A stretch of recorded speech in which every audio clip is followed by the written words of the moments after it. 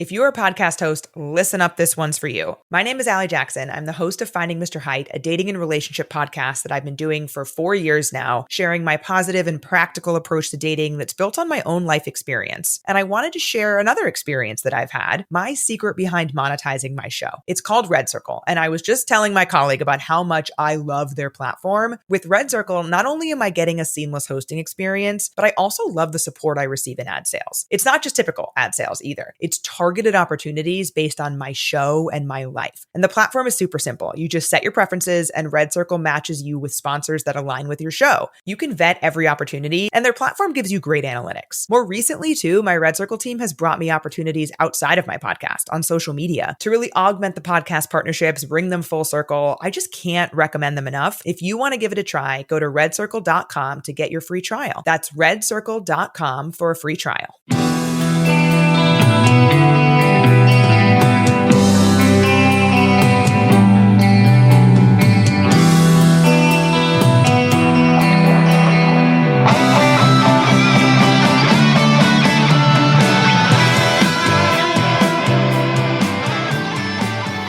Welcome to Tunnel Talk, a No Facts, All Feelings wrestling podcast on the Social Suplex Network. I'm Allie. I'm Ann. And I'm Leah. Time keeps marching on. This life is inescapable. Relentless. So true. You Damned sound if like you do, damned if you don't. you sound like the narration on 30 Rock for the German sitcoms. I saw some, I don't know what I saw. Actually, Allie, I don't know. I saw something just where I just saw a picture of my friends Jack and Liz the other day. Aww, that was just like, good. It was the joke where someone had posted some tweet that was about like something that's happening in the world of media. And then it was just a picture of Jack and Liz. And it was like, yeah, that is what it's like out there right now. It's like everything that happens is just like, we're in 30 Rock, but worse. Like the darkest timeline of 30 Rock somehow. It's true. Yeah. Yeah. Socially liberal, fiscally conservative. And not even that, actually. Like socially conservative, fiscally unhinged, I think is what's going on. Yeah, it's so. Kind of the worst of all worlds. I would say, yeah. Pretty much. So anyway, can't get into all of that. Do you guys think that the energy of this podcast is going to be really good? Oh yeah, I think we've all been having an amazing week and are showed up ready to be energetic and cheerful. Yeah. Maybe we should have saved some of our pre-pod chat for post-pod. I guess I'm realizing like we came in kind of hot with some bad stuff that you guys didn't even hear, but I bet you could guess. Just think about the world we live in and think about, problems that people could be having or discussing. Hey, just sit there for a second. Just think about some problems. I'll give you one moment. Yeah, so we talked about that kind of thing before the pod, and now we are going to talk about our wrestling, and that's okay, and we're going to be fine, unless we're not. Oh, God. Okay. And it's all going to be okay. And so let's just have a little bit of pod business up front. Hey, let's have a little pod business up front. Let's have some pod business. So, speaking of things ending, we are speaking of good news. Oh my God. As the world comes to an end, so does the relationship with chopped cheese. Chopped dash cheese. Merch available for a limited time. We don't know how long. Day is done. Actually, gone the sun. A bunch of you did pick a couple things up, which was really appreciated. Really sweet. I really loved that. Every time I got an email, I went, "Oh, little friend, thank you." So that was really great. If you want to check out our wares while it's still open, who knows when it won't be, but Yep, it's at chop-cheese.com. For now. For now. And until when? We don't know. And because our Pumps for Us is still the front page of the website because we have our own section. Our stuff is in two different places, the Our Pumps for Us collection, and then we're in the Social Suplex collection as well. So yeah. And you'll want to get the Our Pumps for Us because the art is really good. Oh, my God. Really good. The work that Blurb has done for us is just out of this world. And I bet we'll find a way to showcase it again. Yeah. But everything dies, baby. That is now more than ever. Everything dies. I don't know what is happening. It's such a bad week. It's a really bad week. Just, but we're fine. And we're going to be fine. And so anyway, if you want some merch, you can go get it for now. Maybe. Unless you go there when you hear this and it's gone. And that's life. That's life on this bitch of an earth. Yeah. Because things just go away. They just go away. Just like things you love, Chuck Taylor retires, like things you love, they go away. God. Like Chuck Taylor and democracy. You love will leave you. Even the things you didn't like that much will leave you. And when they're gone, you'll miss them. You will miss them. You'll miss them. Your relationship with our Chop-Tees store is much like our relationship with Chuck Taylor. Dead and you'll never see it again. Oh, brother. What's going to happen in here tonight? And it's Halloween. It's almost Halloween. This is the spookiest episode of all. Because we're confronting you. We've been confronted with our own existential horrors this week. And now we're confronting you with them. I'm so sorry. But the time's going to change this weekend, too, guys. Like, is that this weekend? Talent show. Not this weekend. Stop yes, it. This weekend. Oh, this very weekend. The day that this comes out. No. Did anyone have any nice chit chat? Did any one nice thing happen this week to anybody? Just one? I was sick all week, so it can't be me. I started house again. It's like both a nice thing and a sign of deep distress. So the most troubling thing maybe is that we deride Leah a lot for her TV choices. Leah came into our shared space and was like, I have to be honest with you guys. I did start House MD again. And Anna and I were both like, that's amazing, sweetie. Yeah, we were like, I'm really happy for That's you. so good. That makes so much sense. You really need it. Yeah. I was like, I was flirting with starting House MD. I haven't taken any action on that. But like, I mean, and that I think speaks to a group morale that is so low right now. Yeah, the two of you were like, that's a safe thing for you guys to be doing. Yeah. Like, that's good. how low everything is. That's fine. Yeah. We're fine. We're actually fine. Much better. We're like, an asteroid could hit at any second. And if it does while you're watching House MD, that's a good way to go. It's okay. It's a good way to go. She died as she lived. Watching House MD. Watching medical dramas. Okay, the only other, it's not really pod business. I'm just going to give you a heads up. It's, again, a low week for the girls. It's a spooky Halloween week. And I have been sick, and I said, girls, what if we just had such a light touch with what we talked about this week? What if I put so few facts in this schedule that you almost wouldn't believe it? And they said, I dare you to do it. And so I don't really know what's going to happen as we go through here, but we're going to play the dating game at the end. And so we've got to move fast because we've got to get to that dating game. Yeah. Little Halloween dating game. Little Halloween dating game. So if you guys hear me saying too many spooky facts, just scream at me. Just say, shut up. Allie, shut it. Shut up. Nobody cares about your dumb facts. And I'm like, God, I know they don't. I know they don't. I actually did. Stop telling us move names. I'm like, I did put at least 2 move names in here. Okay, so should we do it? We're so brave. Pac fought Ishii and won on Collision. And I would never bring this up. Usually it's a fact. Like, that it's not important. Except that I saw a tweet saying Ishii has never won a singles match at AEW. And I was like, that can't be true. But it is true. He's never won a singles match at AEW. It's crazy. So when you said he's 0-17, it was like, really? Which just goes to show you that caring about a win-loss record is a sign of a weak mind. Yeah, imagine being like, oh yeah, Ishii is a loser. No, he's the best. I never noticed. It's like funny because I'm like, when I actually tried to think it through, I was like, okay, if Ishii is in a match, like, do I ever think like, yeah, he could win? And I'm like, well, I don't not think he could win. Like, I just assume he could win, and he never does apparently. And I don't notice. I've never noticed. That's amazing. That's so cool. Refrigerators can't lose. It's like at the end of the day, he's still full of food. That's right. All right. OC and Darby opened Dynamite in Tornado Tag Team action versus Danny Garcia and Wheeler Yuta. I believe nobody wore a costume unless, do you think Darby was doing something costume related on his face?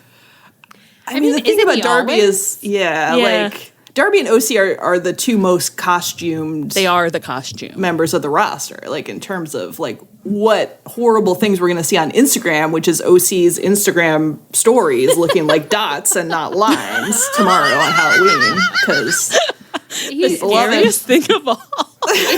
It's been what, 5 years, and like in the interview he just gave like a month ago, or like a couple weeks ago, he was still like, I love it. Keep sending me your Halloween costumes. I want to see every single one of them. Like, I know. I was like, but I don't stop reposting them because every Halloween I get like excited that he's posted something, and then I'm like, oh. Yeah. I mean, it's nice. It's nice when a little kid dresses like him. You've got to set a phone background for this week that's just like, it's not a special story. Don't run to look at it. It's just a sweet costume. Sweet costume is nice to see, but not nice. If you're expecting, I don't know what you would be expecting him to be posting. No, he doesn't really post like fun stuff. He's very professional on his little Instagram. Well, it is true that Darby is basically always dressed up as the ghost of Christmas future, but I think maybe he was being a mummy on his face, but it's impossible to know. It's impossible to know. Dynamite did have some spooky graveyard decorations and stuff, and I thought that was cute. Cute. I thought it was nice. Fright night, a little theme. Fright night, a little theme. I like when we have a theme and we just decorate a little bit, you know? Yeah. Like a little, if we have like a little, like I sent someone out to Party City vibe. That's all I need. Yeah. It just made it seem a little special. And OC opened, so his graphic was up, and it's all white. And what I saw from the angle, what it was in reality is like a, Party City, like spooky tree or something, but I thought it was on the graphic because of the angle. And so I got excited for a minute and I was like, did he do a Halloween themed graphic? But no, it was just the actual props and the angle the camera was at. He should have done a Halloween graphic. Yeah, but he's lazy, so he didn't. Everyone's lazy. No, OC opening did feel very like soothing to me. I was like, oh, it's like the old days of a year ago. Let me read this quote that I understand what I think Excalibur was trying to set up, but this quote actually was insane.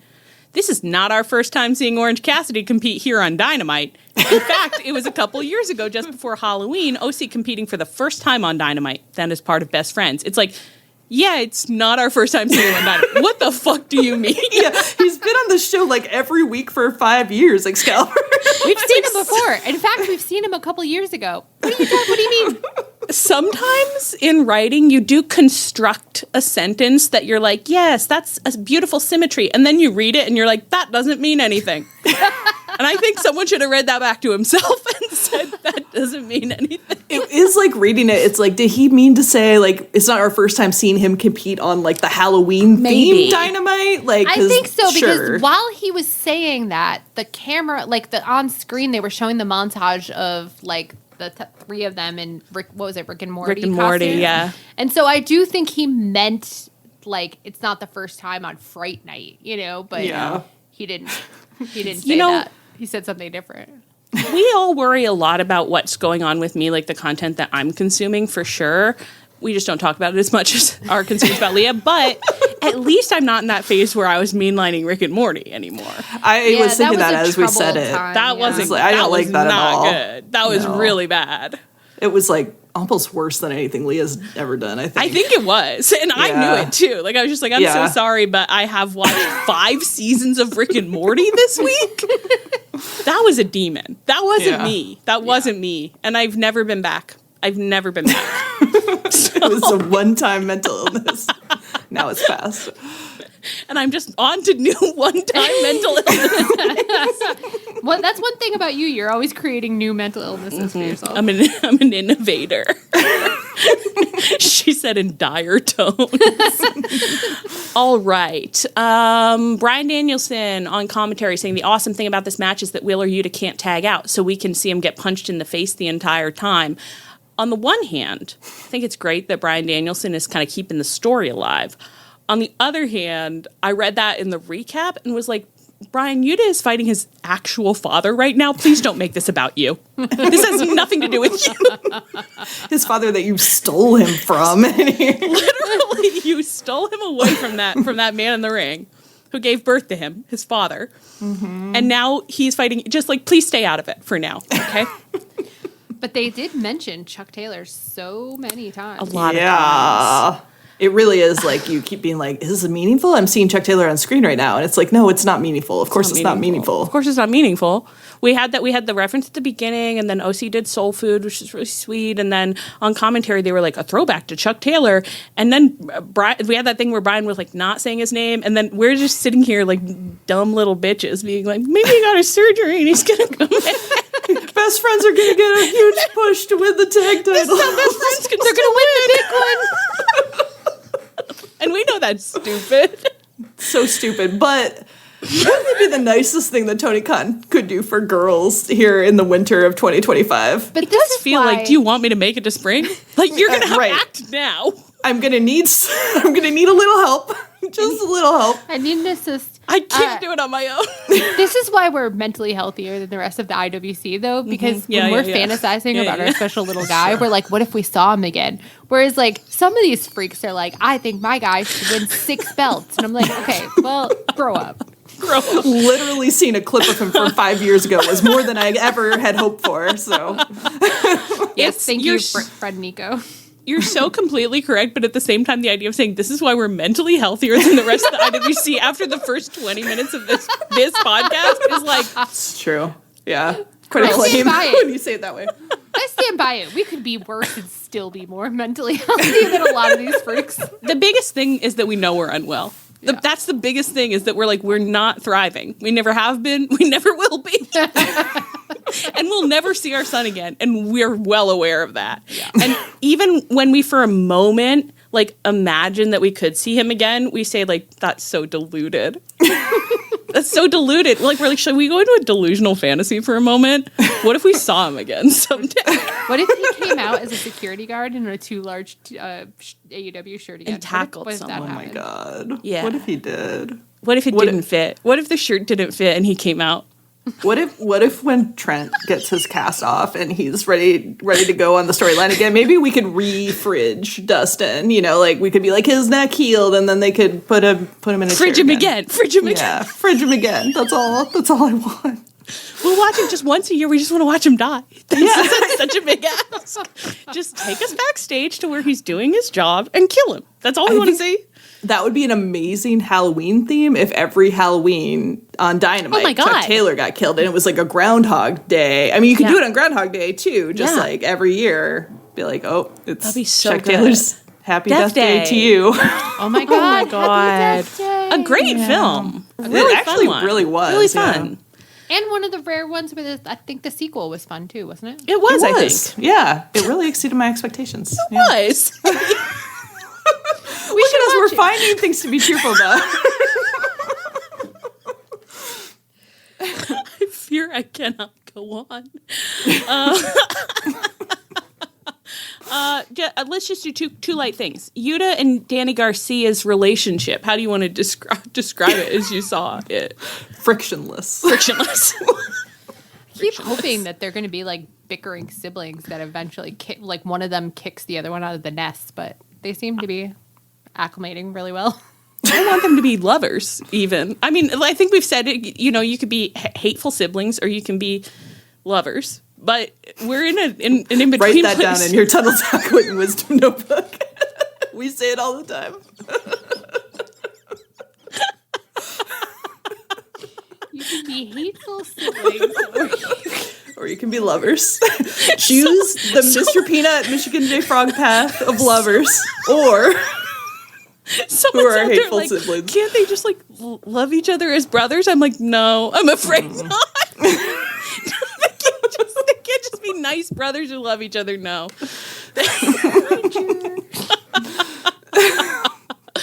Anyway, no friction. Well, we'll see what happens. The second thing is, was Darby doing his own punch sound effects? It sounded like it, and it was so crazy. I was like, surely that's not what I'm hearing, but like, I don't know what else it could have been. It straight up sounded like he's punching, I don't even remember who, and just going, pow, pow, pow. And I did think, I was like, well, I know that Full Gear is sponsored by DC, so Maybe this is his contribution to corporate synergy. I don't know. DC is like, we'd really love it if some wrestlers did some kapow sounds. If they could just, that would really help us out. I like the idea that, though, that Darby just made that up. Like, he's like, that'll be cool. That'll be cool. They're going to love that if I just use some of their classic sounds in the match. And that everybody watching, including people from DC, are just like, that's really what I envisioned. Weird. Looks weird when it's not written. Tony's backstage with an executive, and he's like, I didn't tell him to do that. Sorry, it's live television. There's only so much we can He has control. to pitch it a little bit. He's like, and he's really an innovator. That's so true of all my wrestlers. They're always coming up with interesting new ideas, but sometimes I can't tell them not to do them again after they've done them once. I can always say, don't do that again. All right. Later in the show, Mox and Kyle O'Reilly ran last week's match back. And they were having a lot of fun, I think, and they got so caught up in what they were doing, sex locking each other, ringside, I've written here, that Aubrey counted the match out. It was like, you guys didn't come back to the ring, so... If you stand outside the ring putting it in with one of your legs wrapped around the other one's waist, like, yeah, you're going to both get disqualified. And their vibe was just like, but our heads and our hearts were in the game. Our heads and our hearts were in the game. It's like, and other things. But Aubrey's like, well, your heads and your hearts weren't in the ring. None of it was in the ring. So Kyle got in the ring to be like, please, Aubrey, like, have pity. I really want this win, I guess. And Aubrey looked like she was just being like, yeah, I know, but what can I do? Except Marina, I guess, didn't want to bet on, I don't think Aubrey was going to give in. But then Marina just came in the ring and punched her out so that she couldn't do anything. I straight up went, I know. I was not expecting it, and I was horrified and scandalized. I actually thought that Marina didn't quite sell it correctly afterwards, too, because her vibe, she was standing a little like she was also kind of scandalized with herself. Like, there was a kind of an awkward, like, I did just punch her out, I guess. And Kyle looked astonished, and he was doing wonderful acting about it. So then Claudio came and took Kyle out, and then Yuta Garcia, Roddy, Darby, and the rest of the conglomeration all ran out and did the various savings and attackings that you'd expect. And then the good guys got their hands on a mic, and what they did with this mic, we start in a worrying place where Mark Briscoe has the mic, and he says, Darby, you tell it to him, and gives Darby the mic. And it's like, well, already that's not, I can't imagine being in a group where I would make that decision. So then Darby was on the mic, and he said, for a year and a half, you said everyone hasn't suffered enough. Trust me, I've suffered plenty. At my own hands. I live in my car because I don't want to get soft. I know. It's like Darby would be saying that even if, like, the only thing that had happened to him all year is that he set himself on fire once a week, you know? And so, but then he was like, well, you do it then. So he gives the mic to Briscoe. Like, the whole vibe to me is like they're doing a group project. They had maybe one meeting in the library about it. And then they, like, got together 5 minutes before class and were like, yeah, we'll just do the presentation. And then they got up front, and it's like, what do we have? Yeah. What's the presentation? Who did what? Who's talking? They're failing. They're going to fail. They're going to sure. fail. Oh, big time. Mm-hmm. Mark Briscoe gets on the mic. He has a couple more things to say about the Death Riders being fake and not tough guys at all. And then he says, Orange Cassidy, tell him what we got planned. And he tries to give OC the mic. And OC, who quit his normal real person job so he wouldn't have to do this kind of shit, is just going like, no. Absolutely not. And then Mark Briscoe added, OC, would you please tell him what we've been talking about? OC, you were at the meeting. You remember? OC's you remember. You always remember stuff. OC's like, this is why I didn't volunteer to be in charge. I could have managed the project, but I didn't volunteer. And then finally he got on the mic and he said, oh, blood and guts. And so they're going to have a blood and guts match. Mm-hmm. Now, we went through it a little bit while we were doing this. We were listening and watching because we were like, I think there's supposed to be a women's blood and guts match. I'm sure they said there was going to be a women's blood and guts match, but then they didn't mention it here either. And so then we were like, maybe they never announced it. And we made it was up. This all fantasy booking? Like, people were saying it very confidently, but... But then we went to Twitter, and they did announce that there's going to be a women's blood and guts match. But then I think they just haven't brought it up even one time since. It's crazy. Right. Because they've been so busy with the stupid tournament.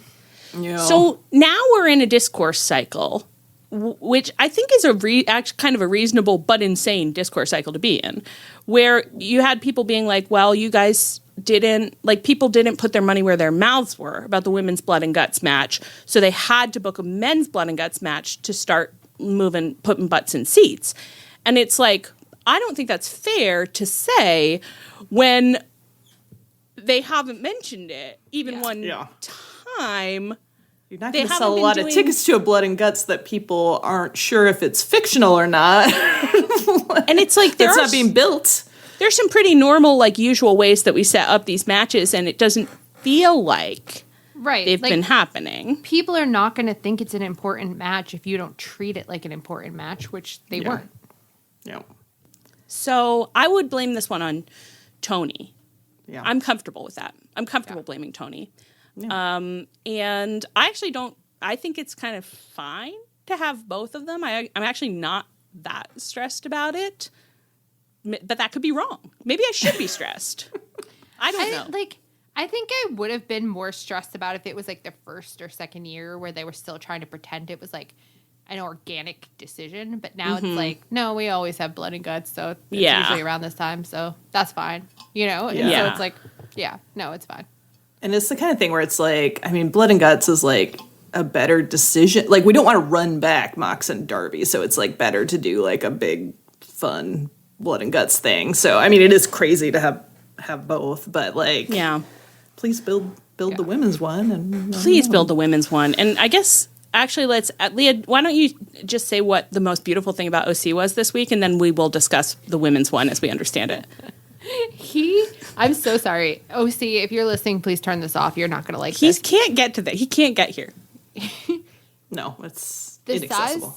The size of his eye bags last night. The man has never looked older. I loved him so much. He was so cute. I loved him the most. But I was like, wow, yeah, you're not a spring chicken anymore. Oh my God. I saw an Instagram reel or something where someone was like, I want to talk about like linguistics and beauty standards. And I'm going to get this wrong because I don't know any of the terminology, but they were like, people have started saying, like, they're posting these like stories and stuff being like, please don't get rid of your blephs. I think blephs or blaffs or something. I don't know. And what they mean is they're talking about under eye bags. Mm-hmm. And they're saying, like, don't get plastic surgery to get rid of them because in France they're chic. And I do think they can be quite beautiful. I do really love a wonderful under eye bag.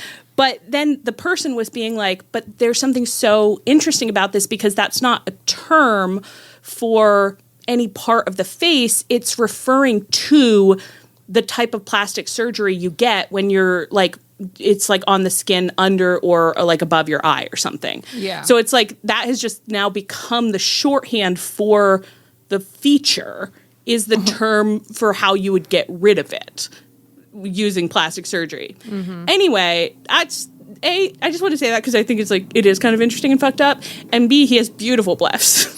Very chic in France. Very chic in French. He looks very old, very chic, and very French. Well, everyone knows that the hottest thing a man can be is kind of middle-aged and sad. Absolutely. So. And exhausted. That man looked like he's going through it about something. Yeah. Like, it's like, you haven't slept in weeks. Like, and we just look kind of excited. Like, what's wrong? Yeah. Ooh. What are you sad sexy? about? Are you sexy sad? Is it a sexy French depression? Like, yeah, he looked great. Anyway. Okay. So we move on to the women. So we had the first round / quarterfinals of the, of the women's tag team tournament on Dynamite. And the Sisters of Sin, who are Sky Blue and Julia Hart, beat Jamie Hayter and Queen Aminata and will be moving on. Now, all Jamie Hayter, Queen Aminata, and the Sisters of Sin are all supposed to be in the Blood and Guts match that has been announced. And so is Tekla, because she's in Triangle of Madness. And I don't remember. I honestly don't know how that. I know they were kind of mixing it up a little. I don't know how they escalated to the announcement of a Blood and Guts match. I don't know why I haven't heard anything about it since. I don't know how they could have been in this match and I didn't hear any. Like, were they saying stuff about the Blood and Guts match during this match and I just zoned it out? I mean, of course, it's always possible. I didn't hear anything. You think one of us would have heard something? You never know. Because we were also very locked in on, like, is there a women's Blood and Guts at that point? That's true. Right? But we just feel very nervous about asserting it because of for sure, yeah. Asserting that anyone said anything. Yeah, we don't know what anyone said. I don't know. Cut this whole thing. We're just not very good listeners. I don't. But I think that they should have made having a sexy French depression. You want us to listen to commentary? But like, it shouldn't have just been offhand. Like, definitely somebody should have said it in a way that sunk into our. It seems like they could have done some stuff that would set it up. Like, maybe they could have, like, made each other bleed a little. And it's like, we'll be seeing more of that blood. Is the women's Blood and Guts at Full Gear? Oh, my God. When does this tournament wrap up? What? I don't... Yeah, because usually they wrap up the tournaments at the pay-per-view. Usually. But I guess Sisters of Sin probably then will lose... What am I saying? I don't know what's going to happen. I mean, move on. Whatever. Tekla and Mina had their match on Collision. They have some deep lore that I think that I don't fully understand yet because I couldn't go look it up because of my depression. I'm sorry. but I loved their match. I think they had a very sexy match in Stardom from what Chai Mothboy. Oh, that's right, and we do have that available to yes. view. Okay, Chai Mothboy cut it for us. Yeah, thank you. That'll be wonderful. That'll be wonderful for us. Actually, Chai Mothboy did something. So, did you guys watch that very last clip that they did for us? So funny. That's what Darby was doing, basically. Yeah, by himself. Yeah, by himself. Oh my God. Okay, and then anything else? Kris had a backstage stat with Renee. Chat. Kris had a backstage stat. This episode sucks. I think that Kris should call all of her backstage promos stat chats. Stat chats. That's fun. So cute. That's really fun. Free idea. Yeah. So Kris had a stat chat with Renee on Dynamite to comment on her behavior last week when she crashed Mercedes in-ring celebration. And she was just kind of like, yeah, and what of it? Mercedes, you can come fight me tonight if you want, if you're so mad about it.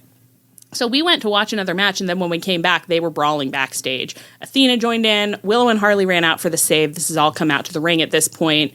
Commentary references the complicated history between Willow Nightingale and Kris Statlander. And I will say, lovingly, it wasn't playing out super visibly in the ring to the degree that I think it could have. Willow's vibe was much more like, Kris, Harley's really my friend, so I'm just gonna lovingly hold Harley and just remind her that we're actually friends. Like, she had her eyes on Harley in a way that she didn't really on Kris. And sometimes that can be its own acting, but I did think in the world of wrestling, I thought maybe a little more melodrama. just a touch more, perhaps. Yeah.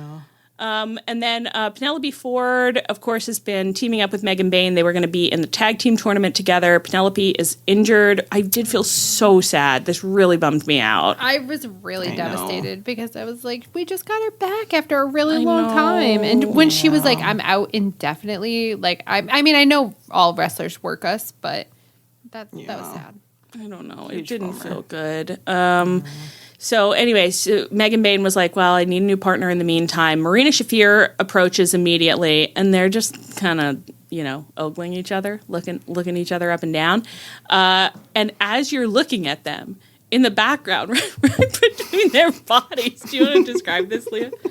Mox pops up in the weirdest possible way, and then his eyes, comedically bug out, and he makes all these, cartoon, whoa! Ooh, take a look at these girls' faces. Matt Jackson has always been like the default mommy's little hand, but I feel like Mox is coming for this crown lately. It's crazy. The way that I put it while we were watching is, when we got our new Continental Classic belt, and it was a crime what they did, but they were like, we're going to put Okada and Kenny? Yeah, no, I think so. Eddie. No, it wasn't Eddie because we wanted it to be Kenny. They were like, Okada and Omega are going to be on either side of the centerpiece. And we were like, that's wrong. They're not the defining belt holders, whatever. I was like, it's like Mox is like, the girls are going to put out a mommy's little hand belt. And I know Matt Jackson is going on one side, but that leaves one side free. Someone is going to go on the other side. And I think it should be me. It's like, at this point, I also think it should be you. It has been an incredibly strong year, my guy. Yeah, he's got it on lock unless someone else suddenly starts doing it. They'd have to make such a huge play, yeah. I think it would be basically impossible to overtake him. It's like mathematically impossible, yeah. It's like at this point of the year, they'd never catch up. No. Yeah. So, when the belt comes out, I think it's going to have to be Matt Jackson and Jon Moxley. And so should we, when we get our new merch site set up, we make replica mommy's little hand belts, Mox and Matt Jackson on either side. Well, I just they'll thought, be so beautiful. I was like, we would never make a belt, but what if the belt were like a choker? Like a beautiful I like choker. that. A beautiful choker. Yeah. Yeah, like kind of some kind of colored leather and like a lovely colored leather, and then it's like kind of like a gold medallion kind of in the center. Oh, like a ham. Like a ham medallion. Golden ham.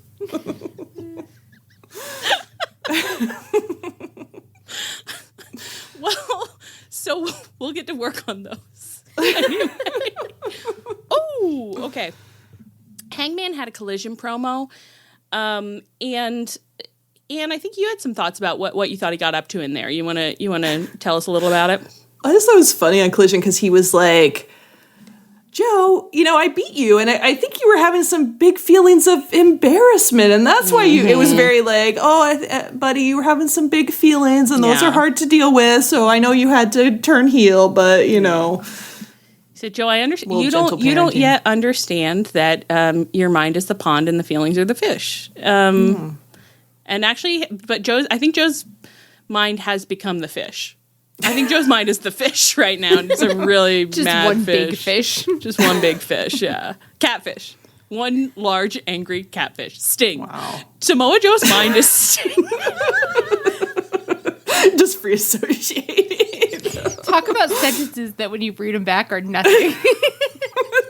Sting. Sting. Sting. It's me. You're in love with me. Oh my God. So he was just like, you said you're hunting me. I'm hunting you. I'm the champion. I am going to find you and I'm going to get you. And I'm going to get you one way or another. And I'm going to ruin your entire life. Somehow I didn't hear about any of this. The only thing I heard about was that he quoted The Dark Knight. Everyone had something to say about that. And you know what I have to say? It's kind of a good quote. Because, it's like if you're going to, for corporate synergy, if you're going to quote a comic book film, not a bad one to whip out, actually. So, and apt. And I thought apt.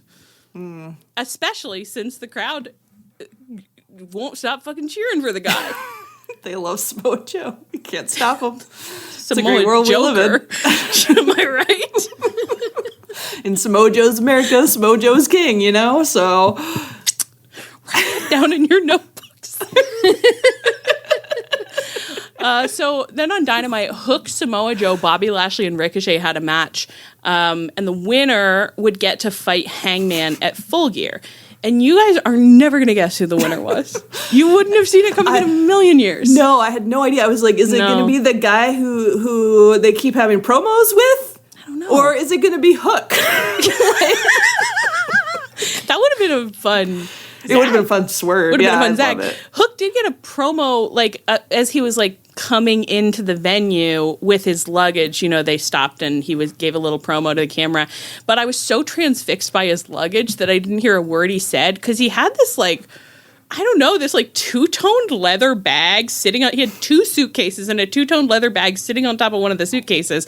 And I was like, wow, you really paid to check some stuff. And like, you've got like a nice carry. I mean, I wouldn't want it. It's not my style, but like, I guess I would expected like just a duffel bag.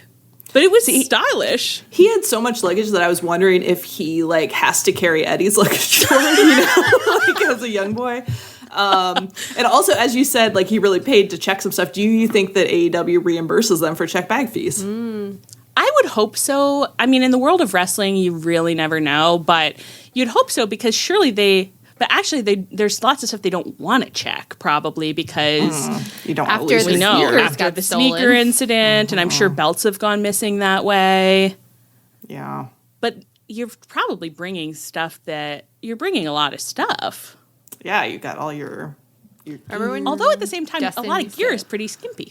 Remember when Justin used to fly with his Xbox? Justin kept promising us he was going to stream from the road. But we knew he wouldn't. We knew he never would. He never did. We've never depended on him for anything. We never have. I mean, just our mental health, but look at us, still here. It's been a rough year, but... Hook's promo was insane though because what did he like say? He was do you remember the last time he interacted with Joe? He was mad at Joe because Joe replaced him with Hobbs or Shibata, I don't remember. And then he gave a promo where he was like, Joe explained it to me and we're fine now, we're cool, I understand it. I didn't understand why he thought he needed to replace me, but it turns out in a trio you need 3 people, so that makes sense now, totally get it. And then in this promo, he was like, I knew all along. I was just kidding when I said that me and Samoa Joe were fine. We actually weren't fine. I'm actually still very mad. And I was like, you're stupid. Oh my God. I totally forgot about that rooftop promo where he was just like, I guess I just like kind of talked it through. And it's like, for a trios match, you have to have 3 men. I just hadn't thought about it that way. Okay. All right. It would be funny if someone deliberately did a character that was like the dumbest man on earth. It was like so mad you replaced him. I mean, that would be kind of genius in a way. I know. It's like it would be so close to a lot of what we see actually, but the self-awareness, I feel like you would be able to sense the self-awareness about it. Yeah, it might take a little while to be like, you're like, is this new guy like really dumb? And they're like, oh, it's a joke. I get it. That's a free idea. You know who I'd love to see do that? Josh Alexander. Oh my God, yeah. That would be funny, yeah. There you go. Over with that. Take it away, buddy. Well, Samoa Joe won, as I'm sure you could have guessed. He did win, and the hateful crowd all cheered like sheep. They just said, Joe, Joe, Joe. I mean, actually, I couldn't really tell because I actually felt like AEW was kind of muting. Like, I felt like they didn't want me to hear it a little bit. But they're piping cheers out. They're like, get them out of here. They opened an air hole at the back. Yep. Just chant right into here. It won't go onto the television. It's okay if you want to chant, Joe. Just out the window. Just out the window. Just please. hang your head out the window. And everyone was hanging their heads out the window and cheering like crazy for Joe, Joe, Joe. It's the opposite of like they're saying boo earns. They're like they're not saying Joe. They're saying no, you're a heel. No. Oh my God! I wish that the gun club had been up there by the barrier to lead by example. No, to be like, come on, crowd. This is how you're supposed to do. This is how you do it. So then the Ops came out to join Joe in the ring, and the ineffable Tony Schiavone entered the ring, and he had been wearing, and this, I thought it was good. It's good to set it up early. In a previous segment, he had been wearing this little Phantom of the Opera mask. Very so cute. I'm already pretty happy because I like seeing the Phantom of the Opera. And we were hoping that people would be wearing costumes tonight. And no one was. Basically, no one was. So just Schiavone. Yeah. Just Schiavone. So he says, and this is the kind of insane series of sentences you can only hear in wrestling.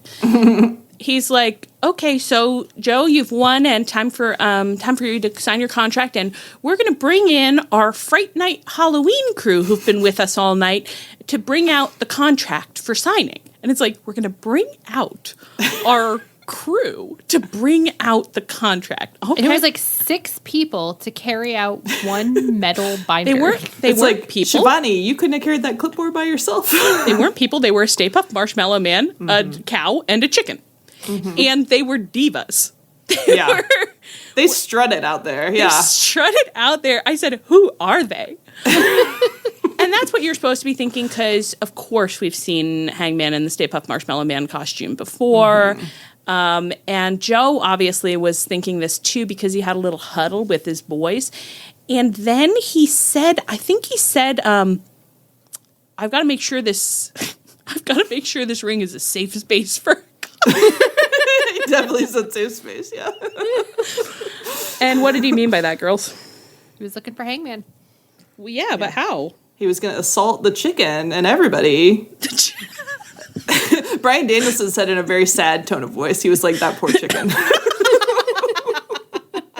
And the chicken was like laid out on the side, which I loved. They did not pull punches, and I have to say it's an interesting choice to, as far as I know, have had no promo where Will Hobbs and Shibata have weighed in at all on their decision to turn heel with Samoa Joe.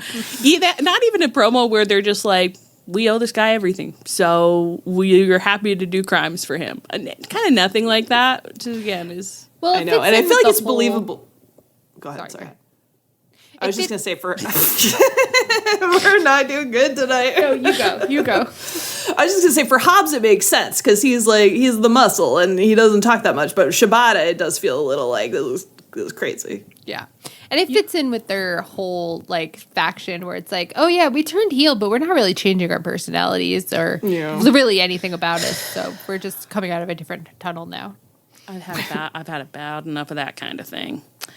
So they attack all the chickens and Samoa Joe's like, I'm no fool, I know you, and he takes the hood. That's not a hood. He takes the head off the Stay Puft Marshmallow Man, and it's just a weird little normal man in there. I know. I thought it was going to be at least like a jobber that we would recognize, like Brandon Cutler. Brandon Cutler. Yeah. No, just a little normal man. And Samoa Joe looks kind of stymied by this. And then we start getting this voiceover. Samoa Joe I've just killed a harmless chicken for nothing. I know you don't care, Joe. Chickens are dying every day in your America. And so then Tony Schiavone starts like talking on the mic. But it was like a weird... echoey quality. Yeah, there was like a softer second voice echo. Second voice echo, and I was getting really excited because I was like, he's here, the Phantom of the Opera. And then Tony Schiavone's coming into the ring behind Joe, being like, time for contract. Joe signed his contract. He signed it. He was just like, hi, Joe. I don't know what he was saying, actually. I wish I checked him before we got on here. I hope it was him getting into the ring and going, hi, Joe. And Joe has no questions. He's just like, okay, Tony, classic. Hi, Joe. And as he was getting in, I was like, I know. Oh, I know you. I know who you are. I know what you are. Say it. What was it, girls? It was Hangman in a Tony Schiavone costume. He had a nose on. He had the Phantom of the Opera mask. He had padding. He had padding. I love that everyone I've seen mention it has mentioned a different aspect of the padding. Like, he padded he really tried to imitate a silhouette.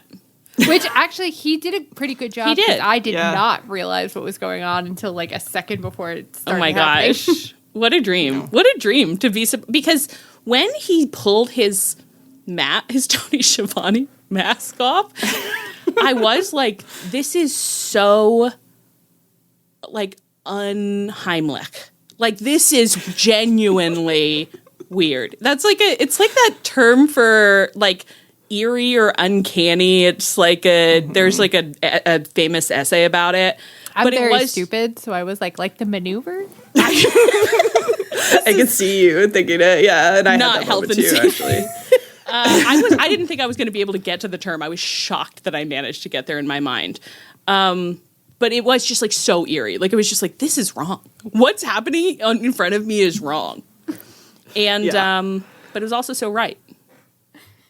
The end. Yeah, and he was like standing behind Samoa Joe just the same way he had been, the Stay Puft Marshmallow Man. Beautiful and I know callback. that's the kind of careful blocking that many in the IWC would deride, but I think is good. Actually, I'm brave enough to say I think it's smart and good. So we'll stand alone with that. Take it to the bank. And then he beat him up, and I really enjoyed that. And the end. Happy. Yeah. It was good.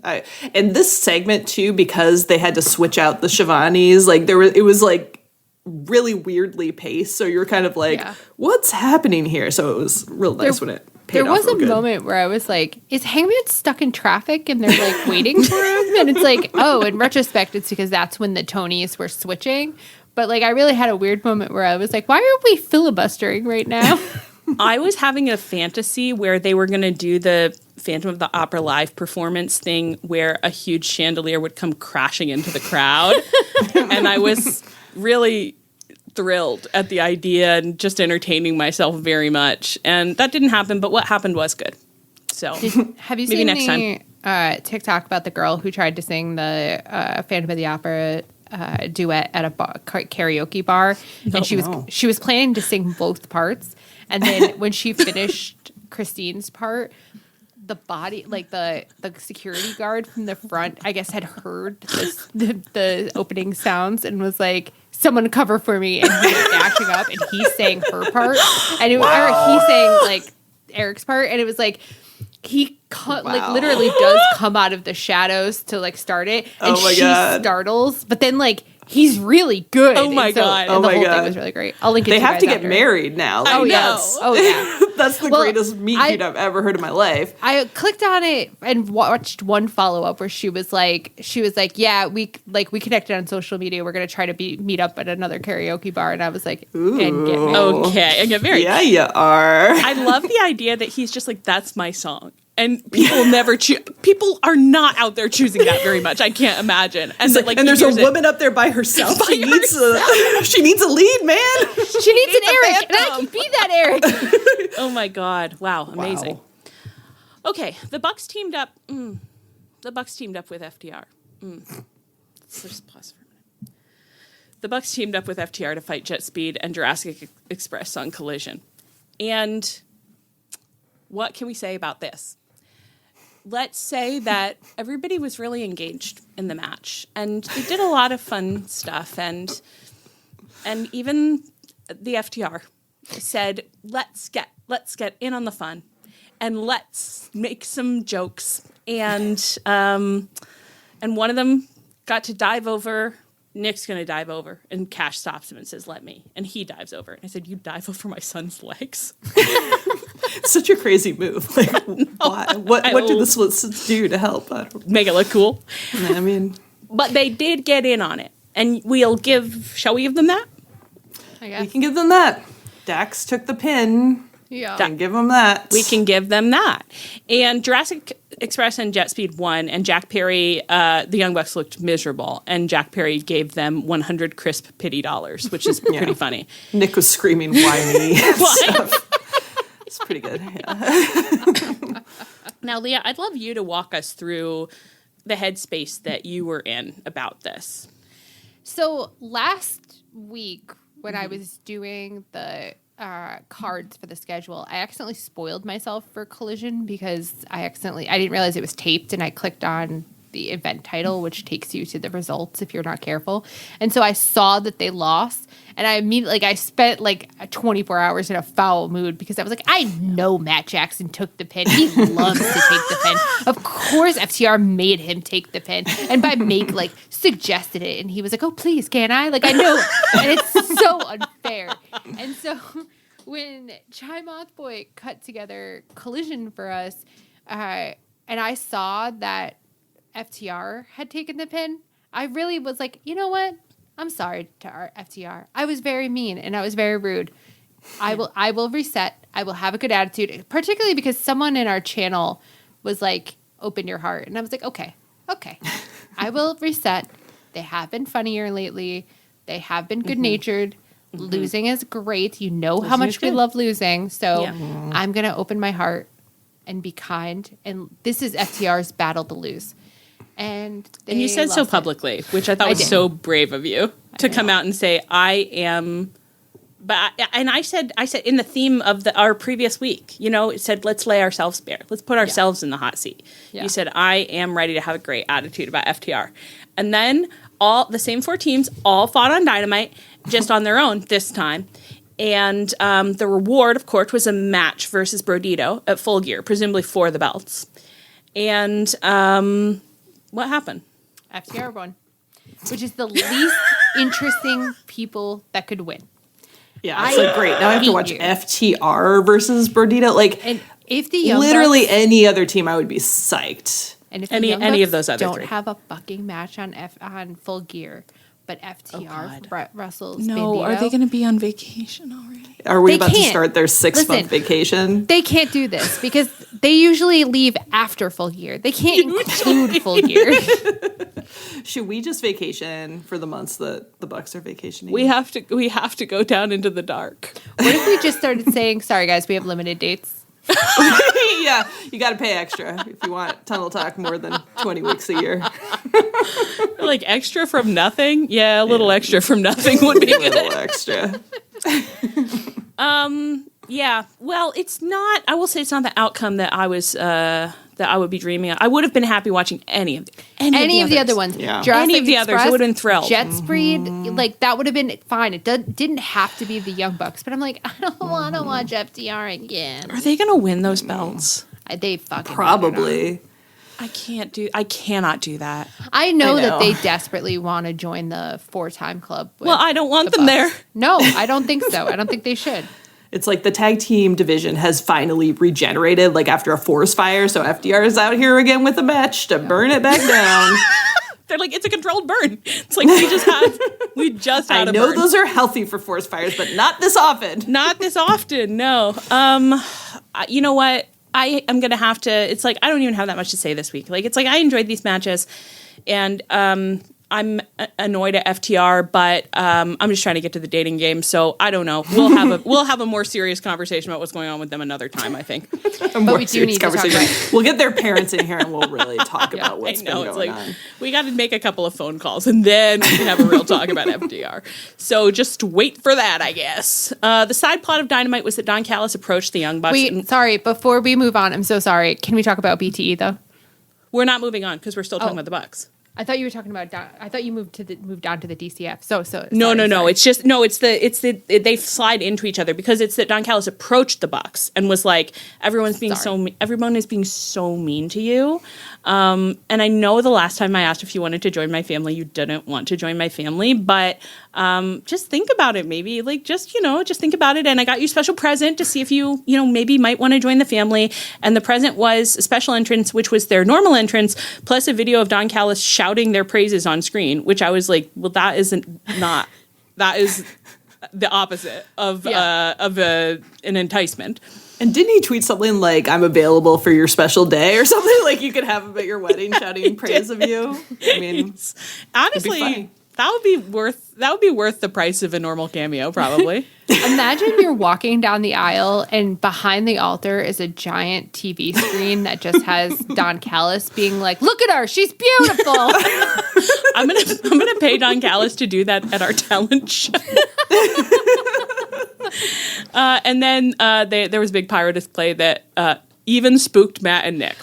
Okay, so, and then Leah, why don't you bring up the other thing that was going on? They have been having a rough time. This is why they might be susceptible to this. Yeah. Why? They're in a sexy French depression. They're in a sexy French depression. It was incredibly spooky because someone in our Discord completely separately, I don't even know why they brought it up. Do you remember the original reason that they brought it up? I don't know. But they were like, it's emo girl fall. I don't know. Yeah, I don't know. And they were like, what if there was a reason? What if Matt wore guy liner? And I'm like, I am of an age, as you know from this something corporate breakdown an age that we've been and a having, persuasion. I'm of the persuasion that came to fruition in 2006. You thought, Leah has lied a number of times and said that, like, within the past 2 years, like, I just became a woman for the first time. Actually, she became a woman, came to fruition during the peak of the Decay Dance years. Yeah. The first man to make me a woman. That's such a disturbing thing to say. It's not right, but it's okay. And it is what happened. It is what happened, yeah. I replied to that person, and I'm so sorry. I should have looked up that message before I got online, and was like, I think that would take me out at the knees. If I saw Matt Jackson in guy liner, I think I would fucking, like, full on fucking lose it. And how like 4, 5 short days later, that happens. I do think the Bucks should stop stalking us, maybe. Stop following us around and doing what we want. You're so obsessed with that. Yeah, like, why do you keep, like, reading all our messages and then doing sexy things based on them? Thanks for doing everything we've ever wanted, though. Thanks for being our dream boys. So nice. Thank you for just... Like, you're the only ones who ever do anything that we want us. You're the only ones who understand us. So true. But thank God that was not more than, like, 3 seconds, because I think if that had been, like, a sustained segment, it'd be over for me. It was honestly a great episode of BTE, and a really safe ratio of Nick Jackson making sneaker jokes with Christopher Daniels to Matt Jackson sitting in a garage looking depressed with guy liner on. Yeah. And any shift in that ratio could have been really disadvantageous to my mental health. Yeah, they really balanced that correctly. The pH was perfect. Just sticking a finger in BTE, licking it like, perfectly balanced pH as per usual. They never miss. And Christopher Daniels was competing for his own, like, he's not going to make it onto the pig choker, but the fact that Christopher Daniels was vying for the Mommy's Little Lamb Award himself. Yeah.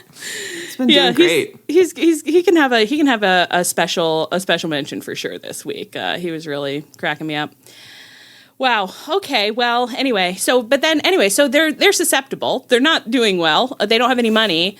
Don Callis is trying to get him in the house. I want to say something. All those other men are so big.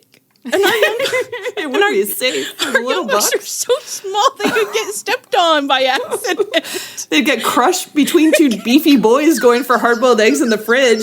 Matt Jackson gets smushed like a bug. Imagine. He's just like, guys, I'm here. I want eggs too. I also think, like, there's too many men. Like, they can't shine. The Bucks can't shine. The Bucks in that would kind always of shine. I don't know. I think that he wants to get them in there so he can treat them like the Cinderella stepsisters. Yeah. No, those ones. I think he wants to treat them like Cinderella. Yeah. Mm-mm. But two of them. But they're one man. The little princesses. Which is a joke I think we've made before. We've already made it. We did already have a long thing about it. But I guess maybe Don Callis has been thinking on it too. He's like, I'd love to have 2 little princesses. I love thinking about them as Cinderella and Kyle Fletcher as their stepsisters, you know? Yeah. It's fun. And Kyle is both stepsisters. And the Young Bucks are one. The Young Bucks are one. Yeah, this is perfect. This is all adding up. And then it's because Don's boys have been complaining, like, we're tired of throwing hams down the stairs. we don't think that should be our job. We need someone to cook and throw the hams. So the Bucks sign on. They do the oath, and then they're in there. And Don Callis is like, "Great, you have 2 jobs." Cook ham, throw ham. He's like, here's the basement of disfigured boys, and they need ham pretty bad. So go in the cookery. Can I title this episode "Cook Ham, Throw Ham"? Yeah, for sure. Cook ham, throw ham. Cook ham, throw ham. And they're like, could we just serve the ham? What if we handed them the ham? No. Don Callis keeps throw ham. Cook ham, throw ham. It's a simple process. Just like, come on. Cook ham, throw ham. So that could be in the cards for that. I'm not really sure where it's going. I'm loving all the elements, but I'm not sure what they're adding up to. Yeah. And I'm content to see where it takes us. As long as ham is involved. As long as ham's involved and FTR isn't. You know, I just realized when Matt Jackson is the number one mommy's little ham, is cook ham, throw ham a bit of a threat? Oh my God, they're going to cook and throw Matt Jackson. Oh no. That's why Don Callis wants him in the house so he can feed him to the disfigured boys. He's just like, grocery prices have gone up so much. And this ham is just allowed to wander around unchecked. Bring him to my house. Cook him. Throw him. Instead of playing the dating game, should we like go through the roster and see who's cookable and who's not? Yeah, that's great. Who's doing the cooking? Who's being cooked? Yeah. Oh, that is, and then that's our little terror throwback, guys. I know. Yeah. All right. We listened to our old episode where we got pretty deep into cannibalism, and then we all did, and it was pretty funny. I was having, because I was sick this week, and I'm having a sexy French depression, and I couldn't hang out with any of my podcast friends, and I said I could hang out with me. I could hang out with me and my actual friends. So I listened to an episode of our podcast from last year where at the end of the episode, we just talk for 25 minutes about polar expeditions, and we forget that we're doing a podcast. Like, we're just like sharing cannibal facts. At some point we're like, oh, we're recording. Yeah, and after you said that, you were like, should we end this podcast? I immediately took us down a new like path where I was like, do you think Matt Jackson has nipple rings? Yeah, it was I mean, the whole thing was crazy. It was crazy, but we agreed that we thought they didn't, which I thought was really like, we're fine, and mentally we're fine, because we were really grounded of us. We to were be like, creating no. a world where we're like, yes, he could definitely have pearl nipple rings. We were like, no, any insider we asked would proudly tell us he does not have pearl nipple rings. So we don't lie to ourselves. This was deep in the vest era where we were like, anything could be going on under there. Oh my God. And to think shortly after that, we then ceased to see those men for about another 6 months. Yeah. Makes you think. If that happens again this vacation, I'll kill myself. I don't think it's safe for They us need to be brought back in January. I'll let them have December off, but I want to see them promptly in the new year. Yeah, being like, yeah, you don't get Young Bucks in December, January, February, and we're just supposed to be like... It's too much. I know. I would say take those extra dates because the economy is going to crash. So earn the money while you can. Because this whole circus could get shut down. That's Gather it. ye rosebuds. Is that what Gather ye rosebuds while you may, for time is still a-flying. And this same flower that blooms today, tomorrow will be dying. Okay. In Samoa Joe's America. The other big DCF news was that Don hosted an in-ring summit to discuss the Don Callis family's internal issues. Kyle Fletcher kicked things off by sucking up with a brand new painting of the whole family. What'd you think of that art? I want a copy. I want a copy real bad. Yeah. Yeah. The floating fabric that just kind of hovered over all their junk. Beautiful. It was really, it was a number of abs I've never seen in my life. Which of you said of Okada? Oh, that was me. Everybody had incredibly detailed and like terrifying abs, except Okada, who was drawn to be very soft. And I did just immediately start thinking, I was like, well, how did they decide who's getting how many abs in these? And then I just imagined like that like Don Callis like basically taking pizza orders. Like he's like, okay, we're ordering a big painting. He's going around the house. He's like, how many abs do you want? How many abs do you want? And these men are out of control. They're like 12 abs, 16 abs. And Don's just like, oh my God, my hungry boys. And he's my hungry Totino's boys. And he's writing down 16 abs for Kyle, 16 abs for Greg. And then he gets to Okada and he's like, how many abs do you want? And Okada's just like, what? No, I don't care. Go away. And he's like, okay, 0 abs for Okada. 0 abs. Somebody's not hungry for abs. We were told Takeshita was absent from the summit due to travel issues, but he managed to overcome them, which made me be like, what were the travel issues? Like someone locked you in your dressing room? Maybe. I was thinking like his... You know those, prank, like somebody posts a picture of their plane ticket on like the internet and somebody calls and cancels their reservation. I'm like, what if Okada canceled Takeshita's plane ticket? Takeshita's vibe was certainly that Okada had caused the travel issues. Yeah. He's a force of nature.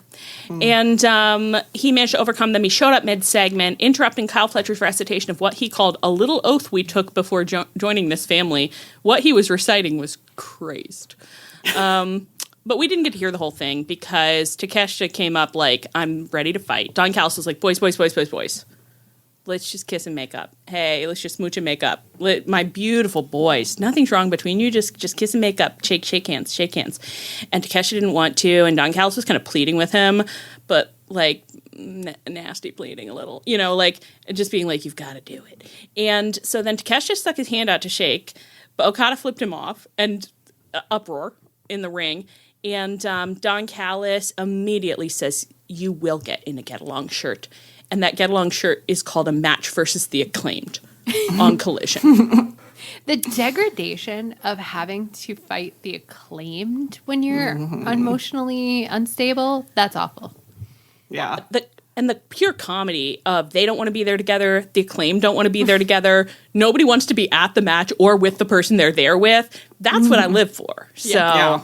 I feel like this was the most explicit get along shirt of a tag team that we've seen, which was very fun. But yeah, I feel like easily in this tag match, the tag partners could swapsies, just be like, I can't stand it with him anymore. Okay, that would be really fucking funny.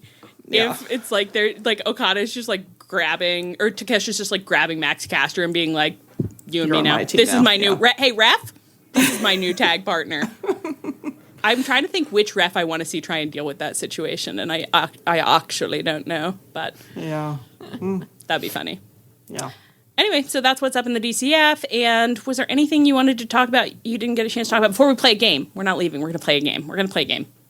One brief thing about the handshake. I did think it was kind of stupid that Takeshita was the one who hold his hand out and then got flipped off. If I was writing that, by the way, I would have had Okada be like, come on, shake my hand. You're right. Like, we're friends. And then just when Takeshita took his hand out, that's when Okada should have flipped him off. Yeah, he should have done a Lucy football. Yeah, you're totally right. The second you started saying that, I was like, oh, fuck, I know what she's going to say, and she's right. Yeah. Well, yeah, I would have booked it that way, too. Leah, you're a genius. All right. So let's play a game. Let's just play a game. Gotta play a game. But let me just read this one Don Callis tweet first. 2. He does not have the desired genetics like Kyle Fletcher. And then of a picture of a cat. This cat is over. Breed it with one of my genetically gifted felines. I am opening Don Callis cat cafes. Over like over. I did read it like, this cat is over. Genetics. Okay, so we haven't played the dating game for a minute, but it's pretty straightforward. We have a wrestler randomizer. It's mostly updated. I did put one little funny treat in there. We'll see if he pops up. And it's going to give us, we can have 2 wrestlers or 3 wrestlers. And they're going to go on a date, and in honor of Halloween, I think the date should either be happening on Halloween or there should be some kind of spooky element to what's going on. Okay? Does that sound good? Yeah. Great. Let's start with this one that I've had queued up the entire time, and I wouldn't change for the world. It's Samoa Joe and Griff Garrison. Wow. And it's Halloween. It might be happening. Honestly, it could be Halloween week. This is happening after Samoa Joe got beaten up by Hangman dressed as Tony Schiavone. He staggers backstage. Griff Garrison is there, not tonally appropriate at all. Like, don't you feel like Griff Garrison would be back there just like, great segment. He's like bleeding from his head. Their size difference is really... troubling. Well, and I was also sort of like, is there some kind of sublimination thing here? Because like Griff Garrison is like a blonde with curls. Oh my God! Samoa he Joe wants is to kind of destroy that twink. I want that twink obliterated. He can't satisfy Hangman in the ring, so he's gonna satisfy Griff Garrison. Is the sublimation the spooky part? Because I am kind of scared. It is a scary story. Yeah. Because I think the story you're describing is that he walks backstage in a furor, sees Griff Garrison, who's just like a little like baby gazelle, basically, just there like, hey, you did a wonderful job, Samoa Joe. And Samoa Joe is like, you, me, TGI Fridays. You're coming with me. We're gonna get margaritas and then Chili's. And then it's gonna be Fight Club. Is that what we've come up with? Yeah, I think it sounds really good. I mean, it feels right somehow. But maybe Griff Garrison calms him down, you know, like maybe it's like, because he's just like head empty, no thoughts, like, and he's just only wants to talk about bottomless mozzarella sticks or whatever. Like maybe it would be kind of soothing for Samoa Joe. He just wants to get up and dance. What if for reasons that no one can explain, including Samoa Joe, for some reason Samoa Joe ends up wrapped around Griff Garrison's finger? So every time Griff Garrison's like, "Oh, I'm thirsty," Samoa Joe's like, "Oh, well, I gotta get my babe a gulp." He calms Samoa Joe.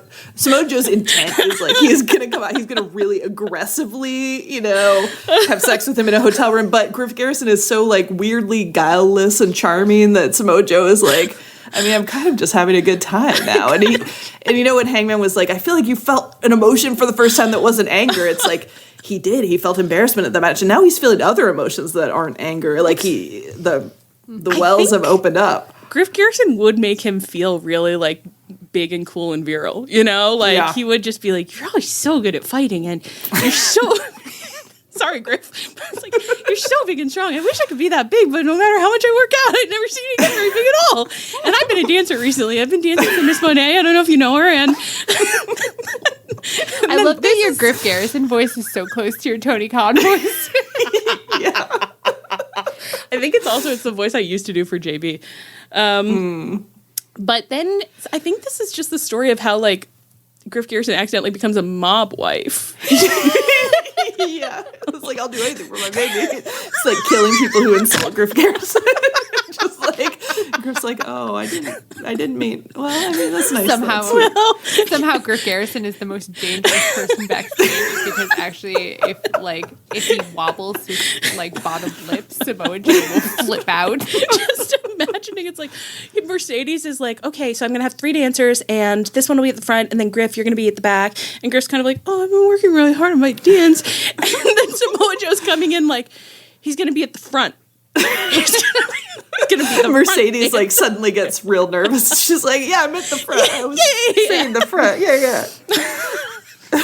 Samoa Joe is just like in the rehearsals. He's like standing in the back of the room with his arms crossed, being like, he's such a good dancer. Like, I really love watching him dance, and you all better appreciate it. Yeah. And he's like, babe, more hip.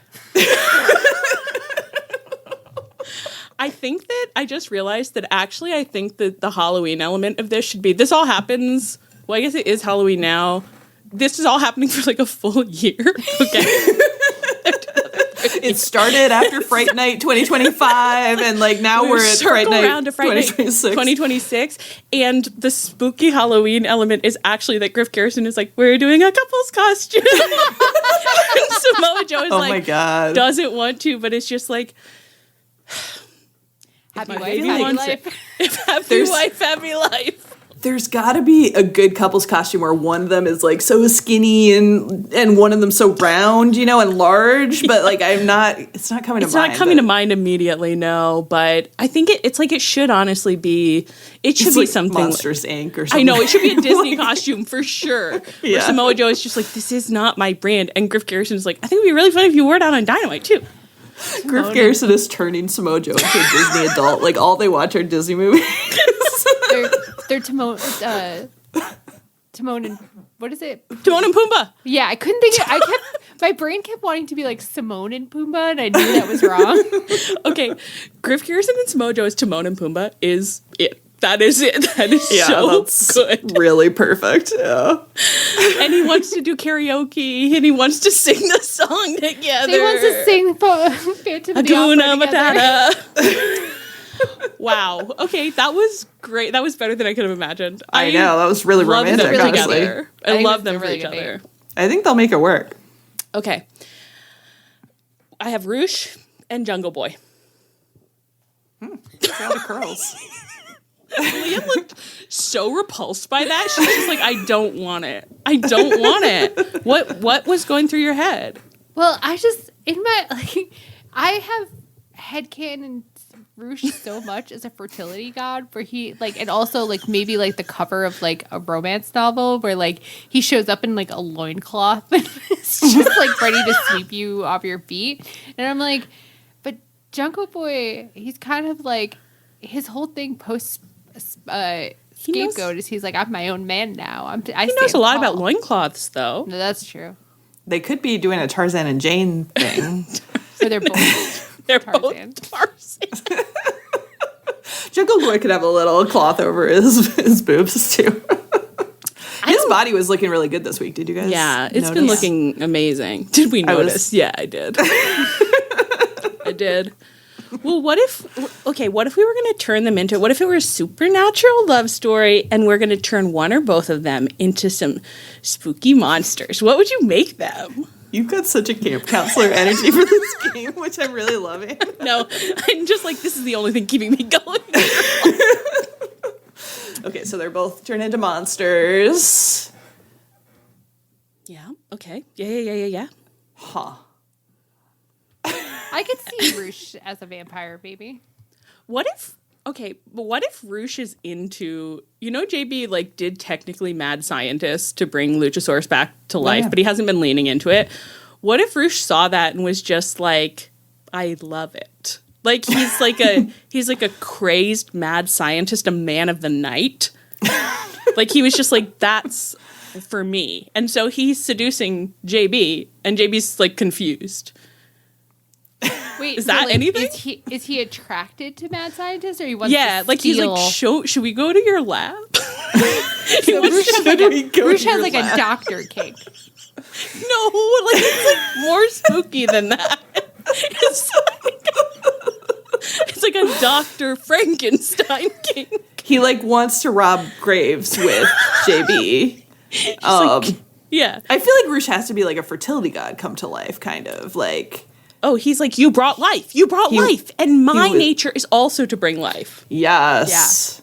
Yeah. Okay, yeah. He's like, we have a connection. Like, creating the Luchasaurus Frankenstein monster, it like summons Roosh also because like that's the life-giving force, Oh my gosh. So you think, okay, so this is a totally supernatural world where in bringing Luchasaurus back to life, Roosh is like the god who like tiptoed down from on high and was like, oh my gosh, he is literally bringing life in a brand new way. This is crazy. I'm obsessed with him. Threw the lightning bolt down. He was like, this is incredible. Yeah. And so his vibe is like, we have a child. We already have a beautiful child we made together. A tall, handsome dinosaur. You committed to me when you brought him back to life. And JB is like, I'm pretty confused. I've grown up a lot in the past few years, but I guess maybe not as much as I thought. Somehow I'm not old enough for this. JB like got the ritual, like got the instructions out of like an old book, but he didn't realize it was like a pagan ritual that would summon. This is a Buffy plot. This is a Buffy plot 1000%. Yeah. Wow. It's like, I'm just a little boy. I'm just in high school. It's Dawn getting kidnapped by the karaoke demon. Oh my God. Yes, it is. Roosh is like, and I'll take you back to be my queen. And Jack Perry's like, whoa. He's like, the really rough thing is, I don't know if there's that many people who are going to notice and come try and get me. He's being spirited away to like the Mount Olympus. And Roosh is so like, his vibe is he's just like, and we will go on the most tremendous honeymoon and it'll just be going and visiting other people making life. Jack Perry's like, what do you mean by that? He was just going watching everyone on their honeymoon. Watching people have sex, throwing lightning bolts at them to make a baby. That's just not what I imagined for myself. And Roosh is like, imagine bigger. I don't know why I keep trying to make him French. Imagine bigger, mon cher. He's not French. Okay, I think we did that. That was great. We did do it, yeah. All right. Okay, guys, you really have to lock in for this one. Okay. Really hard. I'm really scared. This is spooky. No, it's just, Jon Moxley and Chuck Taylor. Oh. Huh. The man who him kill? He killed him. Wow, he killed him. But if he brought him back to life, now I'm stuck on a Frankenstein thing. Obviously, Neil Gaiman very canceled, very reasonably. Yeah. But I did read The Sandman in my youth. It was very formative for me. And he has this whole plot in The Sandman, or he does this whole thing where it's like two of the kind of like mythical figures who are like lurking around all the time in the background are Cain and Abel. And Cain is always killing Abel, and Abel is always coming back. They have this like, it's like a pretty messed up little relation. What if that's Mox and Chuck Taylor, like the whole, it's like every year he dies and then he comes back. It's like, Mox is just like, I love killing you so much. Yeah, they're like fated to be in this. Like, it's just like every year on this certain day in October, like Mox has to kill Chuck Taylor or something terrible will happen. Yeah. And just Chuck Taylor will be bummed out. Yeah, exactly. No, it's terrible. Yeah. And Dustin always knows that it's coming, and so he's trying to like avoid it all that day, but you can't avoid it when it's it's like Final Destination basically, where it's like avoiding it only gets you closer to it happening, Dustin. It's gonna happen. Yeah. Every year he's getting decapitated in more and more creative ways. The thing is that like in Dustin fashion, he doesn't actually try that hard to avoid it. I mean, he says he complains about it a lot. The whole day, he complains. The story actually is that it's like, zoom in, it's October 30th or whatever, the year that the day that it happens every year, and OC walks into his dressing room, and Dustin's just there, like, playing PlayStation. And he's like, I thought we had a pretty good plan this year. I thought we came up with a good plan for how you would not get horribly murdered and it takes you months to come back, and I don't think that's a good situation. I thought we had a really good plan, and Dustin's like, I don't know, it seemed like a lot of work. Didn't really want to do it, probably just going to hang around. And like, won't work anyway. It's just like, it's OC getting more and more stressed out every single year, being like, this must end. He's doing anything he can to try and prevent it. And the Death Riders have been riding roughshod over AEW for like a decade at this point. Yeah. And at a certain point too, like Dustin's just given up so much, and he like doesn't respond, because we got to get Mox and Dustin on the date, right? So like he's just like, he's like, John, like, let's just go grab dinner for, like, could you just hold off? Like, let's do a last meal thing. Scheherazade! Mox is like, sure. Yeah, totally. Oh, that's fun. Scheherazade. Yeah. He fully Scheherazades him. But it's with the dumbest stories of all time. It's just, it's popping dogs, talking hogs, Scheherazade. Shahagazad. And Dustin's like not even aware that he's doing it at first. They're just like chit-chatting, and then he's like, Mox seems really, it's not kind of getting to the point. Yeah. Call me. Hasn't lunched for me once. I'm just telling him about when me and Kenny Omega were the men of moral fiber, and let me throw something out there. This is what's happening, and that's why OC had his sexy French depression bags. Oh. On Wednesday. He's like, because he was trying all day to prevent Dustin from getting murdered. And Dustin had gone to Denny's with Jon Moxley hours earlier. And he was like, he's probably dead already. He's so stressed out. Sad boy. Yeah. But this is going to work. This is going to work. This is the year he breaks the curse. He sees him the next day, and he's just still talking to Mox. Somehow they're playing PlayStation. Mox is fine. I try to picture Mox with a PlayStation, and it's just like that scene from Zoolander, where he's just like, what's in there? What is this? In the computer. Are these things real? Dustin's like, I don't know. Anything can be real if you think about it. Great. They're just like driving around Cincinnati, like throwing watermelons off bridges and stuff. That's like what Mox gets up to. I love this. I love the idea that's like Dustin comes back. He's like, pretty fun day, actually. Pretty good time. And OC has just been sitting up all night, just like, guess he's dead. Guess he's just dead again. I work really hard to try and keep him from dying, but he like had put together a whole binder. He was like project managing how he was going to escape death. And perfect. Yeah. Oh my God. Guys, that was so good. I think we're killing it at all of these. I know. These are really going well. Okay. Oh, I guess we can leave that one. Okay. This is fun. Kris Statlander and Alex Winza. Ooh. And and remember, there's a spooky Halloween element.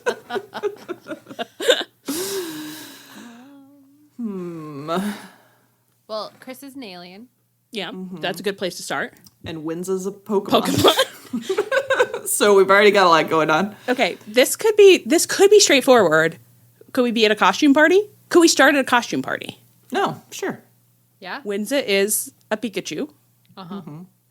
And honestly, could it be a little AEW meet cute? Could we get masks on both of them? Yeah. Oh, that's nice. Yeah. It's a I'm masked distracted. masked Halloween ball. My nephew went as Pikachu last year because his best friend was also going as Pikachu, and he was like, the teachers will not be able to tell us apart. His best friend is a little girl, and she's Asian, and he is white. So cute. It was so funny.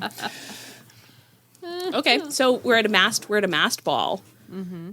Should there be, I mean, this is, I think it has to be like a little comedy of misunderstandings or like, what do aliens do? It's very like, they like bump into each other at the punch table and they're like kind of doing physical comedies a little bit together. It's like, who's that little Pokemon? They were kind of fun. You know what I could see both of them doing? If you guys ever watched the movie Imagine Me and You? Yeah, I think so. There's a scene, like the way that they meet is the couple. Is one of them is getting married to a man and the other one is the florist for the wedding, and the bride, and she does get married, she drops her ring in the punch bowl and is like, I don't know how she does that. She's like, the florist finds her there and is kind of like, what's up? And she's like, well, my ring's in there, so I'm not really sure what to do about that. And the florist is like, okay, I'm going in. And she pulls up her sleeve and sticks her arm in the punch bowl. I could see Alex Winza and Kris Stat getting up to some punch bowl shenanigans of this type. Yeah. I mean, I feel like it would be the joy of her life to be like, I'm sticking my arm in the punch bowl for a beautiful woman. Yeah. I agree. Yeah, totally. Yeah, the only question there is I think that they would both want to be the punch bowl breacher. That's right. Okay.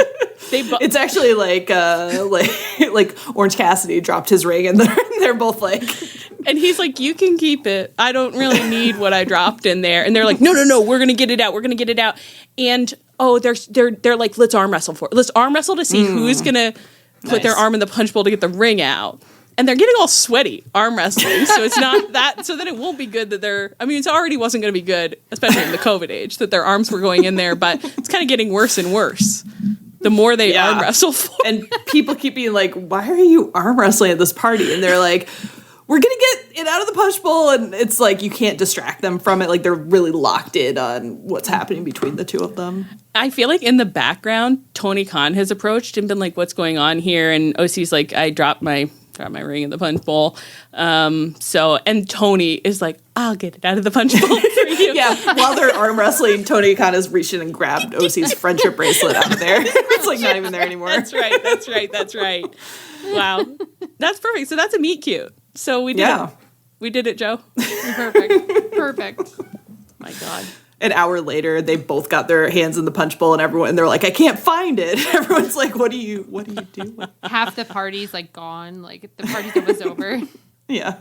Have we done this one before? Did we do Nick Jackson and Kyle Fletcher one time? It's possible. I feel like we've done Nick Jackson with like everybody. Nick Jackson We've done a lot of Nick Jackson ones. He comes up a lot. Yeah. I think we've discussed before, we think that the randomizer knows that he is a great, because actually Nick Jackson and Max Caster would be the greatest date of all time.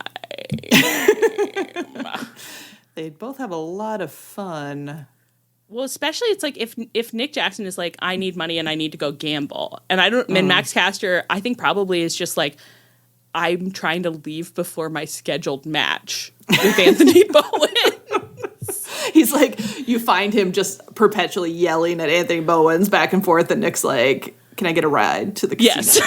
Yes. That's right. Yes. Well, I wasn't sure. I actually was just looking to see if we had another good one. I don't know if we want to do another or if we want to wrap it up. Let's do one more to finish it out. Okay. And not Nick Jackson, Max Caster. I think we kind of covered it. Okay, final pairing of the night. Man of the hour, Don Callis. Oh, God.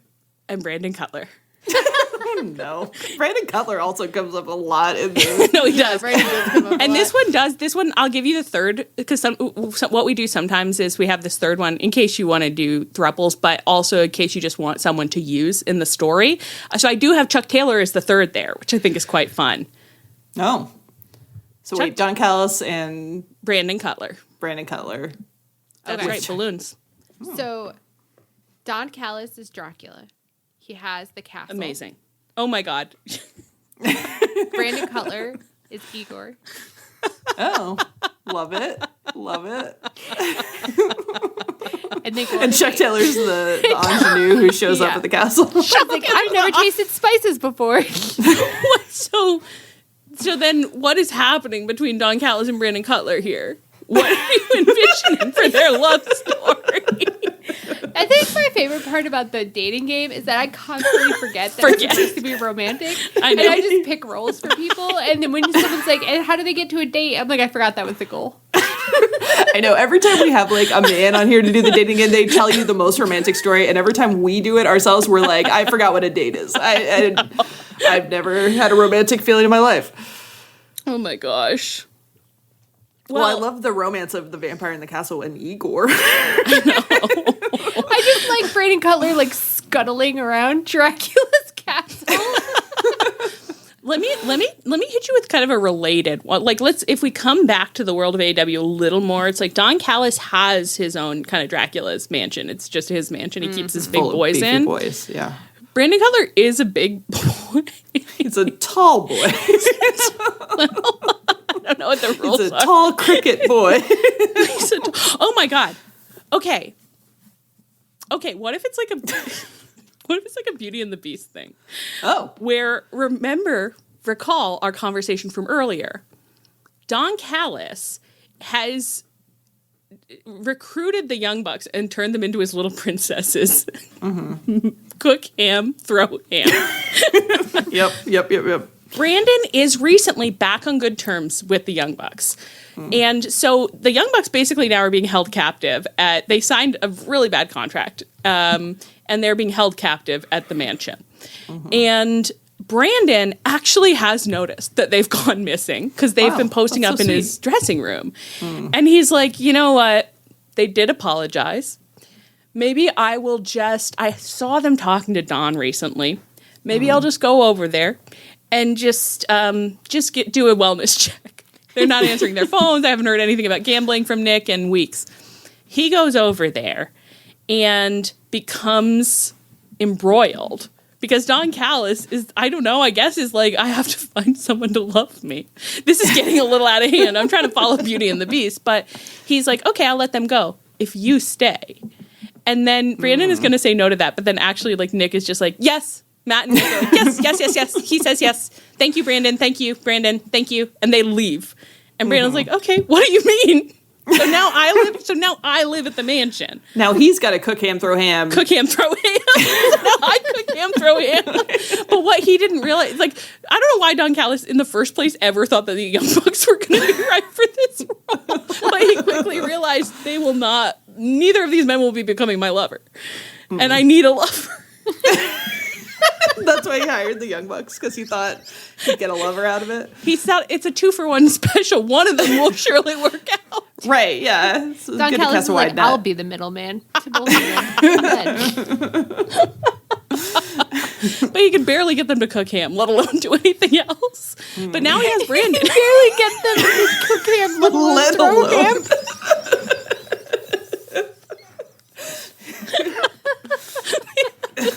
Mental image now of Don Callis is in the cookery for hours, being like, it's literally so simple. Once you cook ham, throw ham. Throw ham. And in the scenario too where he wanted to be the middleman, so he was hoping to be like cook ham, throw ham, and then like redacted, like covered in ham grease, but like cook ham, reserve grease, throw ham.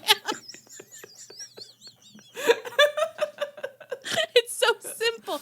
And they have haven't heard a word that he has said. They're just always having conversations that don't involve him and that don't make sense. Nick keeps talking about gambling. Matt keeps talking about Starbucks. Like, he's like, I'm here. I'm a man. I'm right here. I'm a man with needs that hired you for a reason. But now he has Brandon. Who's much more amenable to doing what he's told. Brandon is used to taking orders. He's like, cook ham, throw ham, that's all? Okay, yeah. It's like, this is a pretty good gig, actually. And Brandon is starting to, it's like he cook ham, throw ham, and then while the door's open, he's kind of like, who's down there? Craig, is that you? Huh, what are you doing down there, buddy?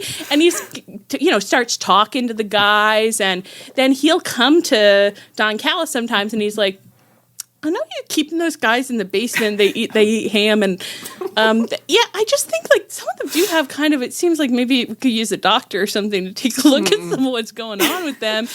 And like right now, they're allowed out for 2 hours a night, but if 4 hours would be pretty nice. I bet it wouldn't be crazy to let them out for a little longer. It's like they're fun guys, Don, and Don is throwing a temper tantrum, but Brandon actually isn't that concerned about it because again, he's used to worse than this, so he's just kind of like, I don't know, it's just an idea. Like they're pretty cool guys. Like I would just let them up. So he's really starting to change the vibes around the place. Like everyone's spirits are up. Maybe he makes peace between Okada and Takeshita. I don't know. And there's something there that wasn't there before. Kind of the plot of Overboard. You see that one where it's like Kurt Russell has like 4 rowdy boys. She's like lost her memory, and he's telling her she's his wife. She domesticates the household. He's like, maybe all you need is just a partner in this life to balance you out a little bit, Dom, because I think you might make decisions just a little precipitously sometimes. It's like those boys in the basement, they're not that disfigured, Don. Like, it's okay to look at them. It'll heal, Don. I mean, they're all just within the realm of healing. So it's like maybe we could keep them in a special room. It would be called an infirmary. And they would be tended to there, and there could be windows. I really think the light and the air would be good for them, and then they'd be less disfigured, and then you'd have some more beefy boys to put in the ring. More boys? It's like, but what if I accidentally look through the window at one of their hideous visages? Somehow it's like you don't go out that much. Money can be exchanged for goods and services moment where Don is like, if the boys heal, I get to put them in the ring? Yeah. Heal boys, use boys? And Brandon's like, and I don't know if an all ham diet is really helping them heal that much either. He's like, have you ever heard of the food pyramid? I mean, it's outdated now, but there's still something to it. Still something to think about, yeah. It's still better than ham. Better than the ham. Better than ham. I'm concerned about, scurvy can set in, and just one orange really could go a long way. Maybe, I think Brandon, this probably is another big thing. Brandon has been throwing a couple oranges and lemons down there and just being like, suck on those, my sweet boys. Yeah. Like, just stay safe down there. And Don catches him at it and is like, how dare you? One of my friends knew like a group of guys who like right after college or maybe like in one of the summers in between college semesters, they like all got a house together and they like just ate pizza and they did get scurvy. Oh my God. And the doctor was like literally like one orange for the summer would have like, you wouldn't have gotten scurvy. Like just the tiniest amount of vitamin C. And I think about it kind of a lot. There was a kid a teenager who was like doing like an internship in our office last summer who gave herself gout by only eating like steak sandwiches from Jimmy John's. No. Oh my God. Gout. The thing that's so strange to me is I'm like, I just can't imagine not once in every 3 to 4 months at the bare minimum being like, you know what I could go for? Just a glass of orange juice. I know. A nice I think her body salad. Would be like craving it pretty intensely. Yeah. So did we describe a date? I think close enough. Well, they fall in love when Brandon's like domesticated the household. Yeah. And then the Love and Peace come to the Don Callis family, and they become the largest numerical face faction in all of professional wrestling. It's so nice. And Brandon's just like affirming all the boys. Yeah. And, And then a couple of the boys do have a hissy fit and are like, I like being evil. And Brandon's like, Well, he's going through a phase. Kyle's just going through a phase, but you'll always have a place here, Kyle, when you come back around to being a nice boy again. Kyle's like, I'll never come back around. Brandon practices gentle parenting. I understand how you could feel that way. That makes a lot of sense. I'm sorry you're feeling that way. Yeah. Amazing, beautiful story. We've done it again, girls. Oh, we've done it again. I do feel a little like we just did a, like a Simpsons Treehouse of Horrors episode where they're just shorts, but my gosh, they pack a lot of punch. That's so true. Yeah. I was thinking, are you afraid of the dark, where we click off the flashlight because we're done with our tale? And then, aren't we in some ways like Mary Shelley telling spooky stories at a weekend, just daring each other? Who can tell the spookiest, most romantic story? And guys, I think that we tied. It's a 3-way tie. Wow, good job. Because we work better together. Yeah. All right. Well, was there anything you wanted to talk about you didn't get a chance to talk about? Allie, I noticed that we didn't talk about the Hurt Syndicate match. Do you think you can just quickly recap what happened there? Yeah, definitely. They do still exist. They're out there, so be careful. Be very spooky stories. Careful. I actually did hear a spooky story about the Hurt Syndicate when I was looking up a list of all the AEW roster, and I found a site actually quite useful where you can go look at any given date, who was on the roster. I didn't try any other dates, but it seemed interesting. And they had a list of 6 tweeners, including the whole Hurt Syndicate. And I was like, that is how your character... I mean, I'm like, I guess they're kind of nothing. Yeah. I mean, it's better than calling them faces. Technically. Anyway. I guess. I don't know. Yeah. So did that wet your whistle, Leah? Yeah. I'm satisfied. She can sleep. She can sleep safely now. Sleep safely and soundly now. So important. Okay, on that note, I have been Allie. I've been Ann. And I've been Leah. This is Tunnel Talk. Our theme is by Chris Corkin. You can find us on Twitter, Tumblr, Twitch, Blue Sky at Tunnel Talk Pod, via email tunneltalkpod@gmail.com. For as long as we still have it, we have a souvenir stand at chop-tees.com. When it's gone, it's gone. You can find us on our feed, on the Social Suplex Network feed, where you can check out all the other great podcasts on the network, and you can find us on the Social Suplex Network Discord, where you can come tell us your own spooky stories, should you wish to.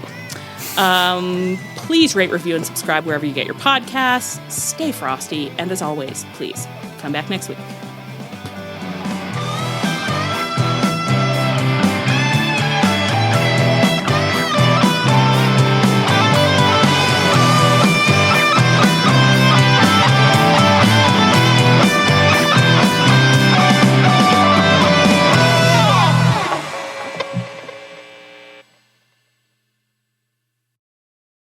If you're a podcast host, listen up, this one's for you. My name is Allie Jackson. I'm the host of Finding Mr. Height, a dating and relationship podcast that I've been doing for 4 years now, sharing my positive and practical approach to dating that's built on my own life experience. And I wanted to share another experience that I've had, my secret behind monetizing my show. It's called Red Circle, and I was just telling my colleague about how much I love their platform. With Red Circle, not only am I getting a seamless hosting experience, but I also love the support I receive in ad sales. It's not just typical ad sales either. It's targeted opportunities based on my show and my life. And the platform is super simple. You just set your preferences and Red Circle matches you with sponsors that align with your show. You can vet every opportunity and their platform gives you great analytics. More recently too, my Red Circle team has brought me opportunities outside of my podcast on social media to really augment the podcast partnerships, bring them full circle. I just can't recommend them enough. If you want to give it a try, go to redcircle.com to get your free trial. That's redcircle.com for a free trial.